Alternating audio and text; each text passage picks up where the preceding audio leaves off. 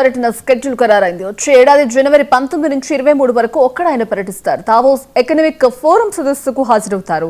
ఆయన బృందంలో మంత్రులు నారా లోకేష్, టీజీ భరత్, ఇతర ఉన్నతాధికారులు ఉన్నారు. ఇక సీఎం తన పర్యటనలో పలువురు పారిశ్రామికవేత్తలను కలిసే అవకాశం ఉంది. ఈ రాష్ట్రాన్ని మళ్ళీ భారతదేశం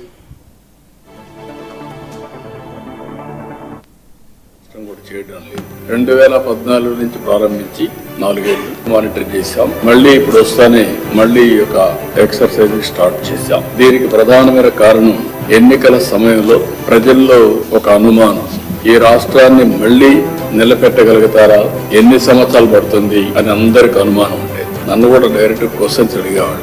అయితే నేను ఒకే మాట చెప్పాను, ఆ రోజు చేయలేమని పారిపోలేం. ఇన్ని సంవత్సరాలు ప్రజలు ఇచ్చినటువంటి గౌరవాన్ని, వాళ్ళ అభిమానాన్ని మళ్ళీ ఎంత కష్టమైనా సరే ఈ రాష్ట్రాన్ని నిలబెట్టాల్సిన బాధ్యత మా పైన చేస్తామని చెప్పాను. దాన్ని ప్రజలు నమ్మారు. ప్రజలను నమ్మి మీరు చూస్తే 57% ఓట్ షేర్, 94% స్ట్రైక్ రేట్. అది ఒక చరిత్ర. తెలుగుదేశం పార్టీ ఎన్నో దిగ్విజయాలు వచ్చాయి, కానీ ఎన్నో ఎలక్షన్ లో ఫేస్ చేశాం. కానీ మొన్న ఎలక్షన్ లో మాత్రం ఒక నమ్మకం, అంతవరకు జరిగినటువంటి డిస్ట్రక్షన్ రెండూ కలిపి ప్రజలు ఓట్లేసే పరిస్థితికి వచ్చారు. ఇండస్ట్రీస్